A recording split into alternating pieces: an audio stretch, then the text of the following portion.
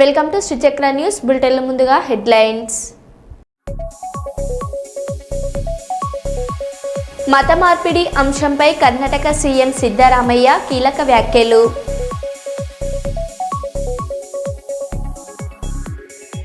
ప్రతి light పోల్పై survey చేయాలని CM Revanth Reddy ఆదేశం.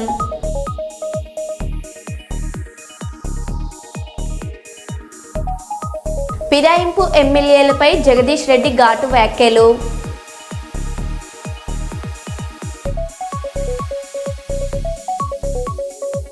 దేవరుప్పల మండలంలో లబ్ధిదారులకు చెక్కుల పంపిణీ చేసిన ఎమ్మెల్యే మామిడాల యశస్విన్ రెడ్డి.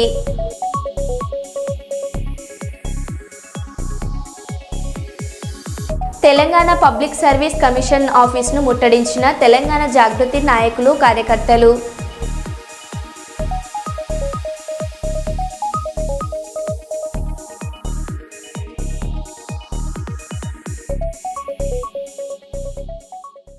ఇక వివరాల్లోకి వెళ్తే, ఫ్యాపిలి పట్టణ పశు వైద్యశాలలో ఈరోజు గాలికుంటు వ్యాధి నిరోధక టీకా కార్యక్రమాన్ని డోన్ శాసనసభ్యులు శ్రీ కోట్ల జయసూర్యప్రకాష్ రెడ్డి ప్రారంభించారు. ఈ సందర్భంగా ఎమ్మెల్యే మాట్లాడుతూ పశు సంవర్ధకం రంగం రైతుల ఆర్థిక పరిస్థితి బలోపేతానికి ప్రధాన భూమిక వస్తుందని, పశువుల ఆరోగ్యం కాపాడేందుకు ప్రభుత్వం ప్రత్యేక చర్యలు చేపడుతున్నట్లు వెల్లడించారు. గాలికుంటు వ్యాధి నిర్మూలన కోసం ఈ టీకా కార్యక్రమం ఎంతో ప్రయోజనకరమని, ప్రతి రైతు తన పశువులకు తప్పనిసరిగా టీకాలు వేయించుకోవాలని సూచించారు.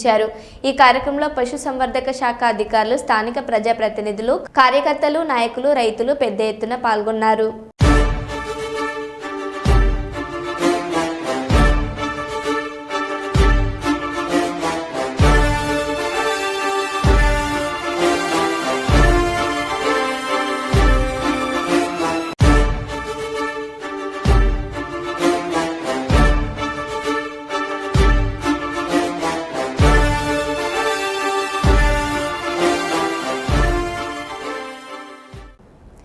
కుటుంబ కలహాల నేపథ్యంలో భార్యను దారుణంగా హత్య చేసిన భర్తను అరెస్ట్ చేసి అతని నుంచి కత్తి బైక్ స్వాధీనం చేసుకున్నట్లు పెద్దపల్లి డీసీపీ కరుణాకర్ తెలిపారు. ఈ మేరకు గోదావరిఖని 1 టౌన్ పోలీస్ స్టేషన్లో ఏర్పాటు చేసిన మీడియా సమావేశంలో హత్యకు సంబంధించిన వివరాలను డీసీపీ వెల్లడించారు. రామగిరి మండలం పన్నూరు గ్రామానికి చెందిన కృపాకర్ గత 13 ఏళ్ల క్రితం పూసల రమాదేవిని ప్రేమ వివాహం చేసుకున్నాడు. గత ఏడాది నుంచి భార్యాభర్తల మధ్య కుటుంబ కలహాలు జరుగుతున్నాయి. ఈ నేపథ్యంలోనే ఈ నెల 14న పన్నూరు సమీపంలోని వకీల్పల్లి ప్లాట్ల వద్ద ఉన్న తన ఇంటికి వచ్చిన భార్య రమాదేవితో గొడవ జరిగింది. అనంతరం కత్తితో విచక్షణ రహితంగా ఆమెను పొడిచి చంపాడు. ఈ సంఘటనలో భర్త కృపాకర్ను అరెస్ట్ చేయగా అత్తమామలు పరారీలో ఉన్నట్లు డీసీపీ తెలిపారు.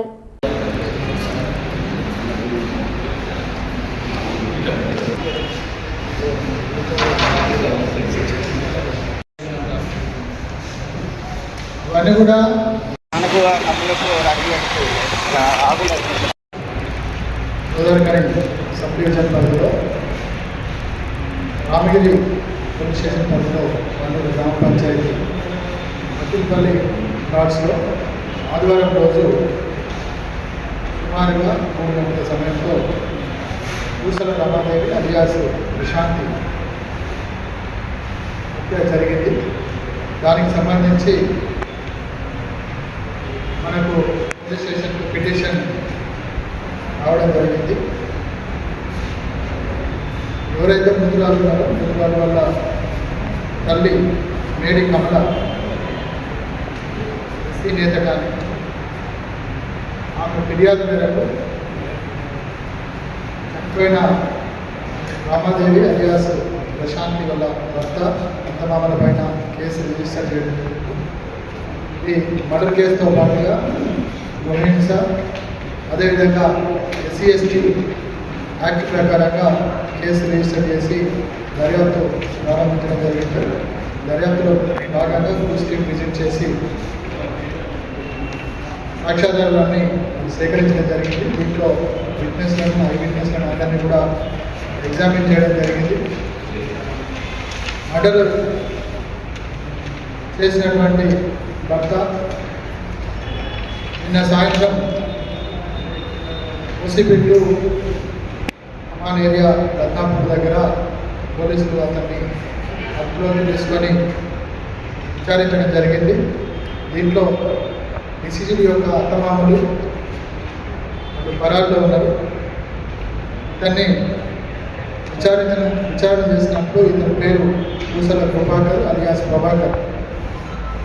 వీళ్ళది జైపూర్ మంచిర్యాల జిల్లా. ప్రస్తుతం వకీల్పల్లి ప్లాట్స్లో ఉంటున్నారు. ఇతను 13 సంవత్సరాల క్రితం లవ్ మ్యారేజ్ చేసుకోవడం జరిగింది. లవ్ మ్యారేజ్ చేసుకున్నాక అప్పుడు బాగానే ఉన్నారు.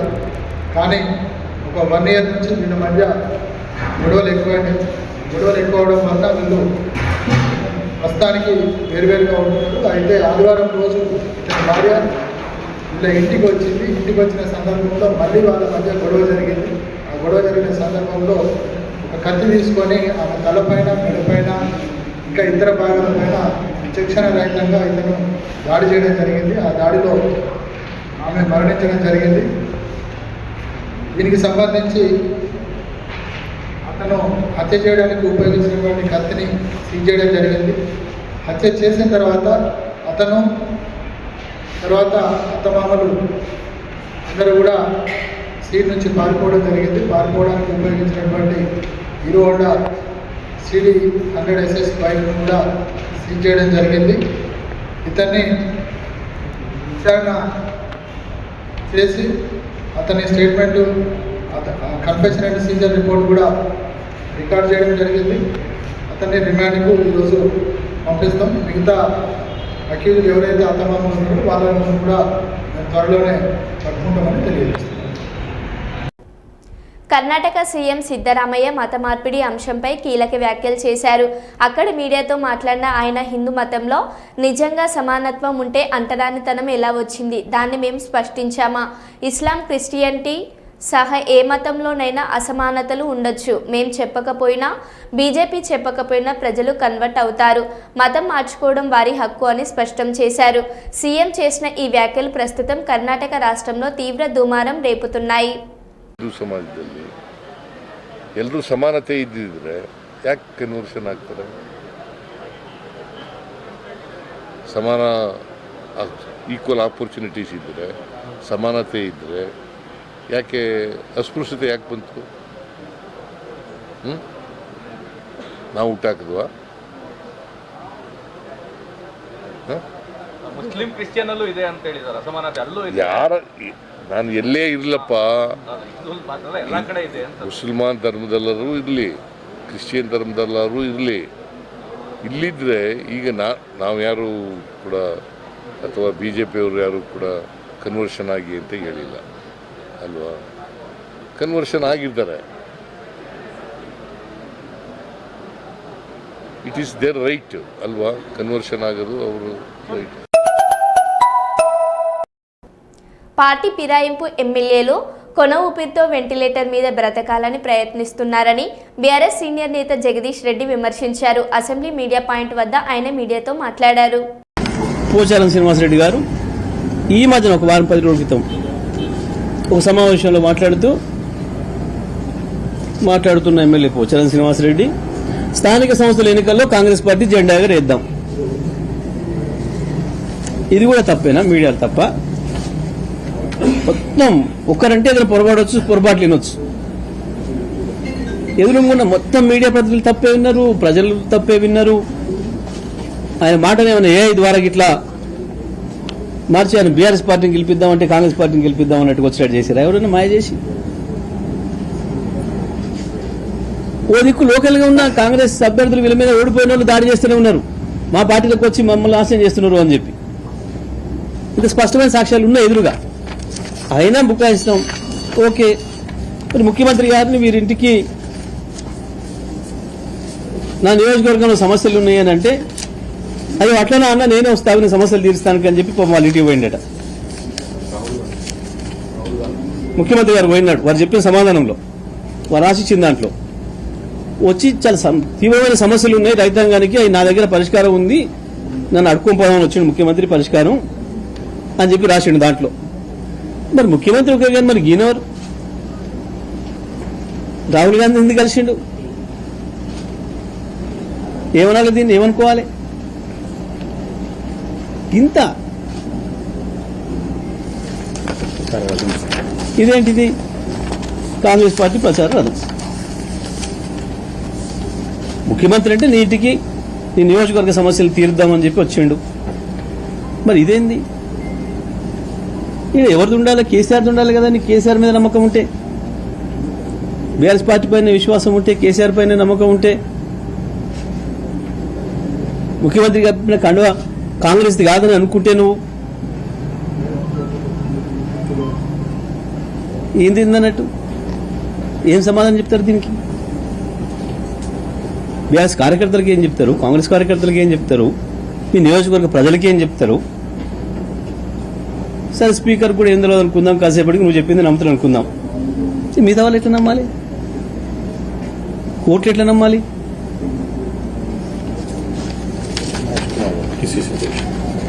మరి వారిని అంటే అభివృద్ధి కలుస్తుంది, వీరిని ఎందుకు కలుస్తుంది? పిసిసి ప్రెసిడెంట్ అయినాక మహేష్ కుమార్ గౌడ్ని కలిసి అభినందనలు చెప్పిన ముచ్చట. ఇది కృష్ణమోహన్ రెడ్డిది, డాక్టర్ సంజయ్, ఇది సంజయ్, డాక్టర్ సంజయ్ పాపం ఇంకా చాలా ఆయన ఇచ్చిన దాంట్లో ఇన్ని అభివృద్ధి పనుల కొరకు నేను అడిగినా అని చెప్పి దాని కొరకు మాత్రమే పోయినా సడన్ గా కండవ కప్పిన ముఖ్యమంత్రి నాకు తెలియదు, కాంగ్రెస్ కండవ అని నేను అనుకోలే అని చెప్పి అమాయకంగా రాసిండల్లా. మరి గిదేనిది? నవ తెలంగాణ పేపర్లో అడ్వర్టైజ్మెంట్ కదా. మరి వాళ్ళ ప్లేస్లో ఎవరు ఉన్నాయి? సోనియా గాంధీ, రాహుల్ గాంధీ, ఖర్గే, ప్రియాంక గాంధీ, ఇప్పుడు ఇన్ఛార్జ్ ఆమె పేరేంది, మీనాక్షి, భట్టి విక్రమార్క, మహేష్ గౌడ్. ఇదా బీఆర్ఎస్ పార్టీ పైన విశ్వాసం?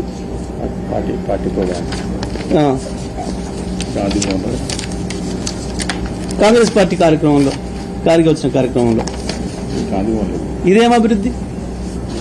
ఏ నియోజకవర్గ అభివృద్ధి పోయినట్టు ఇక్కడ గాంధీ భవన్కి కాంగ్రెస్ పార్టీ మీటింగ్కి కారికి వచ్చిన మీటింగ్ అది ఏమన్నా వీటిని? గాంధీ భవన్ బహుశా ఇది మీరు గాంధీ భవన్ చూసిన మీకు ఐడియా ఉంటుంది ఇది ఈ ఫోటో ఎక్కడ దిగిందో. ఇవన్నీ సరే, ఇలా అందరు ఎట్లే ఉన్నాయి. ఇంత స్పష్టంగా అవకాశం ఇచ్చిన పార్టీకి, గెలిపించిన ప్రజలకి ద్రోహం చేసి పార్టీ ఫిరాయించి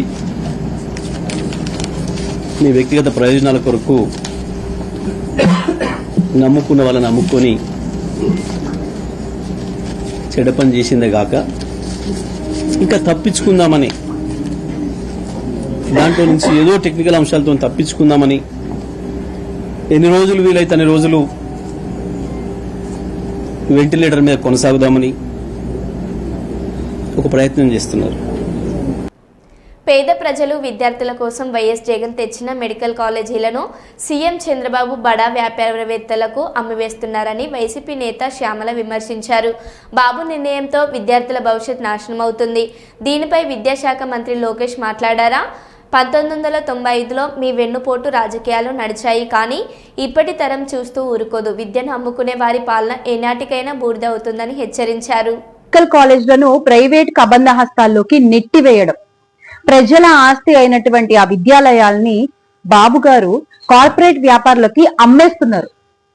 ఇది సాధారణ నిర్ణయం కాదు, ఆషామాషి విషయం కాదు. ఇది రాష్ట్ర విద్యార్థుల భవిష్యత్తుపై దాడి.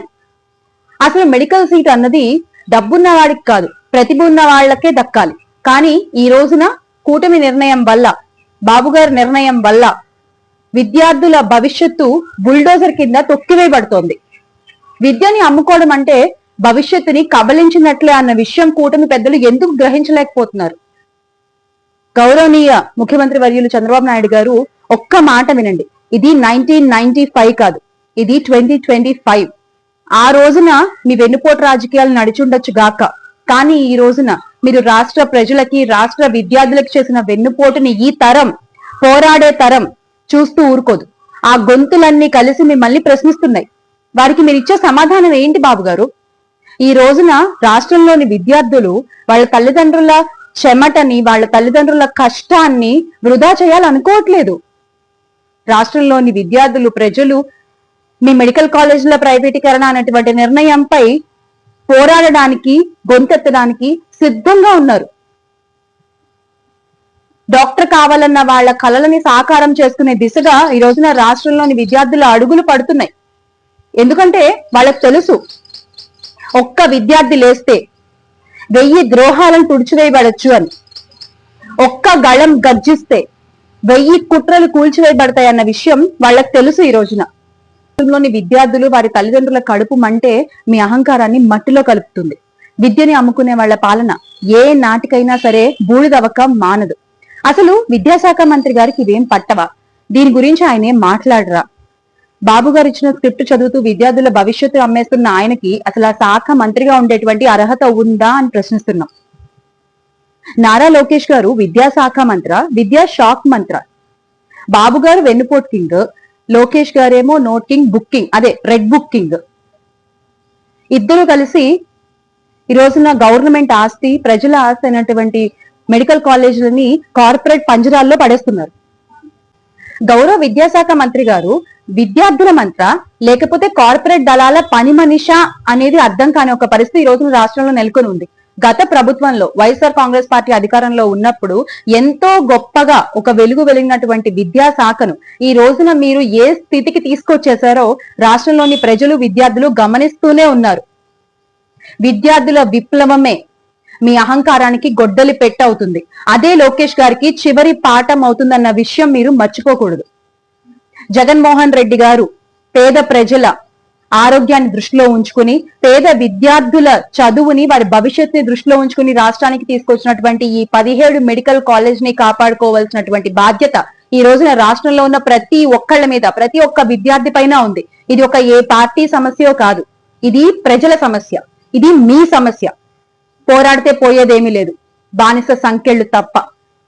చివరిగా కూటమి పెద్దలకి ఒక విషయం గుర్తు చేయాలనుకుంటున్నాను. మా అధినేత వైఎస్ఆర్ కాంగ్రెస్ పార్టీ అధ్యక్షులు, మాజీ ముఖ్యమంత్రి వర్యులు అయినటువంటి శ్రీ వైఎస్ జగన్మోహన్ రెడ్డి గారు ఆల్రెడీ చెప్పారు, మేము అధికారంలోకి వచ్చిన తర్వాత మీరు ఏవైతే ఈ రోజున ప్రైవేటీకరణకి పూనుకుంటున్నారో అవన్నీ వెనక్కి తీసుకొచ్చేసుకుంటాము అన్న విషయం ఆల్రెడీ మీకు చెప్పారు. అది గుర్తు పెట్టుకుని ఆ దిశగా మీ అడుగులు పడితే బాగుంటుందనేది నా అభిప్రాయం. Make Andhra great again with Jagan అన్న. జయ హో విద్యార్థి శక్తి, జోహార్ వైఎస్ఆర్, జై జగన్. అఖిల భారత విద్యార్థి సమైక్య ఆధ్వర్యంలో పెండింగ్లో ఉన్న స్కాలర్షిప్లు, ఫీజు రియంబర్స్మెంట్ను వెంటనే విడుదల చేయాలని డిమాండ్ చేస్తూ పెద్ద ఎత్తున నిరసన ర్యాలీ నిర్వహించారు. స్థానిక మార్కండేయ కాలనీ నుండి ప్రధాన చౌరస్తా వరకు విద్యార్థులతో కలిసి ర్యాలీ సాగింది. ఈ సందర్భంగా ఏఏఎస్ఎఫ్ పెద్దపల్లి జిల్లా కార్యదర్శి రేణుకుంట్ల ప్రీతం మాట్లాడుతూ విద్యార్థుల భవిష్యత్ ప్రమాదంలో పడకుండా ప్రభుత్వం వెంటనే స్కాలర్షిప్, ఫీజు రియంబర్స్మెంట్ విధులను విడుదల చేయాలని డిమాండ్ చేశారు.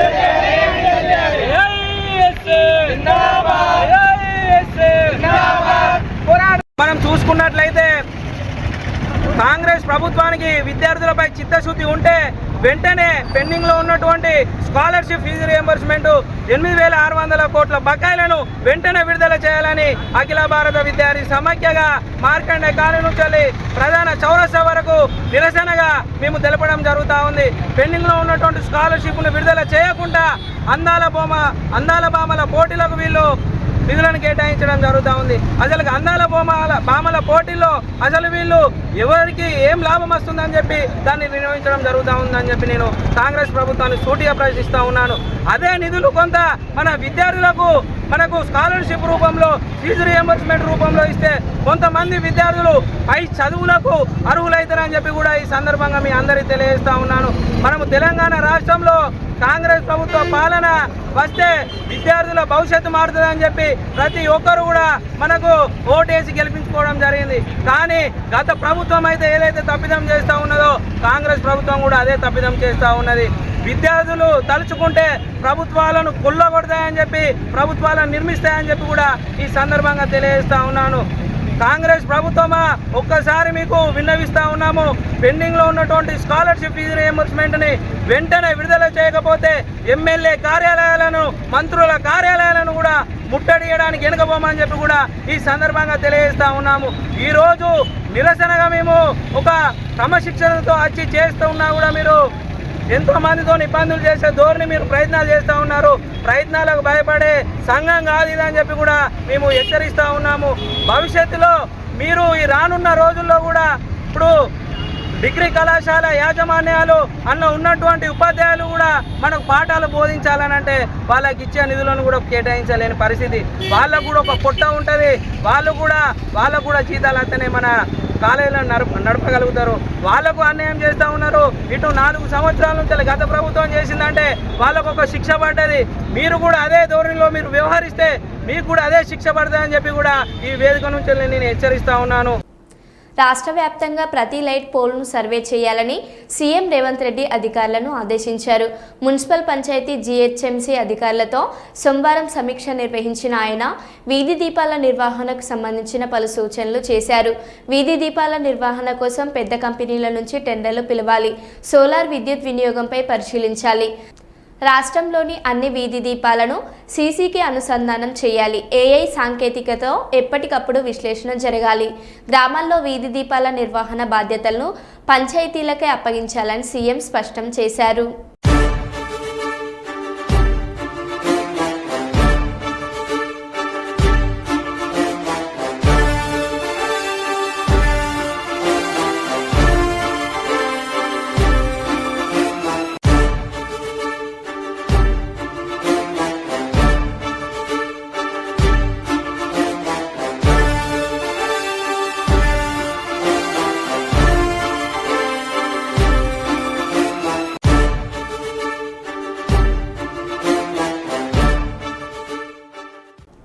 కేసీఆర్ ముందే హెచ్చరించినట్లుగా మోసపోకండి, గోసపడతారు అన్న మాటలు నిజమయ్యాయని నల్గొండ ప్రజలు చెబుతున్నారు. మార్పు కోసం కాంగ్రెస్ పార్టీకి ఓటు వేసినా తమ చేతుల్నే తాము కాల్చుకున్నామనే ఆవేదన వ్యక్తం చేస్తున్నారు. మా నల్గొండ జిల్లాలో 3 మంత్రులు ఉన్న ప్రజా సమస్యలను పరిష్కరించడానికి బదులుగా వారు ఎయిర్ కండిషన్డ్ గదుల్లోనే గడుపుతున్నారు. మమ్మల్ని ఇబ్బందులో పడేస్తున్నారు అని స్థానికులు ఆరోపించారు. రాజకీయాలకు రావాలి, పేదోళ్ళ పొట్ట కొట్టాలి, పేదోళ్ళ మన కావులు కూర్చోవాలి చచ్చినట్టు అని చావగొడుతుండ్రు. మొత్తం ఇక్కడ మొత్తం 3 మంత్రులు ఉన్నారు మీ జిల్లాలోనే. మా జిల్లానే ఉన్నారు. ఉంటే సుఖదినం ఆ మంత్రులు ఏసీలో పండుకుంటారు.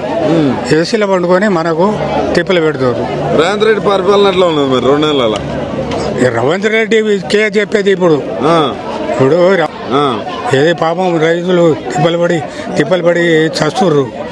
ఈ వయసులో కూడా వచ్చి ఇక్కడ వీళ్ళతో ఉంటున్నావా? మరి ఏం చేస్తాము? ఇవాళ 10 రోజులు తిరుగుతున్నాం. చచ్చిన పెనుక కూర్చున్నాం. పంట పండపోతే పరిస్థితి పండదు. రైతులు తినరు పాపం. ఏం అది మళ్ళీ వేస్తారా ఓట్లు? ఇంకేం వేస్తాం? అయిపోయి మార్పు అన్నారు. ఆ మార్పే ఇప్పుడు మనకు తెర్లు చేసింది. ఆయన పాపం చెప్పిండు ఇగో మోసపోగాగిరిరా గోసపడతారని చెప్పిండు ఆయన. చెప్తే మార్పు అని వీళ్ళే ఎవరు చెప్పారు? కేసీఆర్ చెప్పిండు. చెప్పిన మాట ప్రజలు వినలేదా? ఇల్లే మార్పు అంటే 10 ఏళ్ళు ఉంటున్నాడుగానే రేవంత్ రెడ్డి. ఎట్ట ఉంటాడు? ఈసారి రామను చూద్దాం అంతేనా? ఇప్పుడు ఈ సర్పంచ్ ఎలక్షన్లైనా రామను చూద్దాం. అంతేనా? రాలేడు. మరో బులెటిన్లో మళ్ళీ కలుద్దాం. Stay tune.